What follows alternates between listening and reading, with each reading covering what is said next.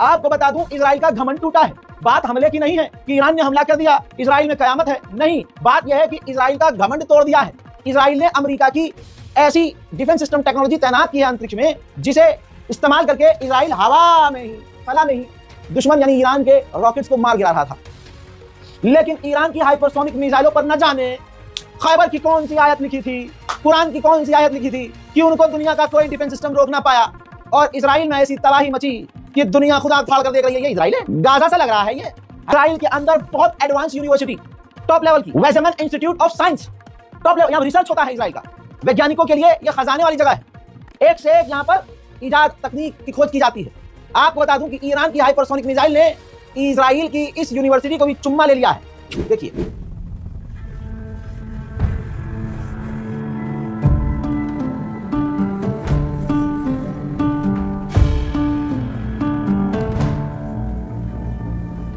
Israel जो कल तक कह रहा था कि ईरान की कोई मिसाइल हमें छू नहीं सकती, ईरान ने सिर्फ इजराइल को छुआ नहीं है, कमर में हाथ डालकर पिचका दिया है, कमर तोड़ दी है, सारी अकड़ निकल चुकी है। यहूदी फरार हैं, नेतन्याहू हवा में ही जहाज में घूम रहा है, बंकर में उसके नेता हैं, खानदान बंकर में है। यहूदियों को गाइडलाइन दी गई है कि बाहर ना निकलना मुन्ना, वरना हैदर वाले निपटा देंगे। जहां जहां ईरान की मिसाइलों ने जाकर चुम्मा लिया है इजराइल का, वहां स्टेट ऑफ इमरजेंसी लागू हो गई है। इजराइल में इमरजेंसी है, खबर कंफर्म। मैं आपको बता रहा हूं भाई, 40 इजरायली मारे गए हैं और ये आंकड़े अभी और बढ़ेंगे।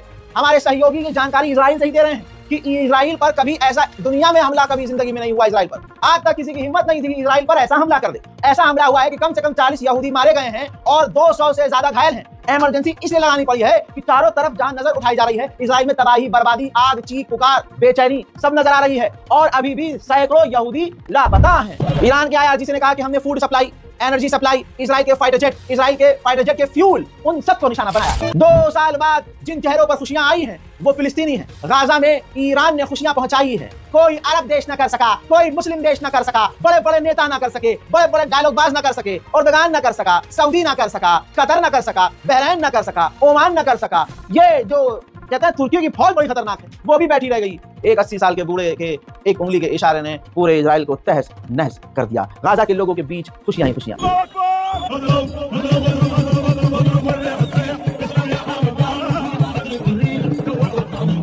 मेरे मोहतरम हजरात, हिम्मत रखिए और दुआ कीजिए। इजराइल की ऐसी लंका लगी है कि इजराइल ने बयान जारी किया है कि भैया अब हमारा फोकस गजा नहीं है, अब हमारा फोकस ईरान है। और ईरान ने कहा है ये अभी तो ट्रेलर है, अभी तो इजराइल पर बड़े हमले होना बाकी हैं। मेरे दोस्तों, इस रिपोर्ट को शेयर कीजिएगा, दुआ कीजिएगा। आप जिस साइड भी हैं आज साइड चुन लीजिएगा, क्या आप हैदर वाले हैं या फिर बीच में से दो जो हो गया उसकी नस्ल से हैं। रिपोर्ट शेयर कीजिए। जय हिंद।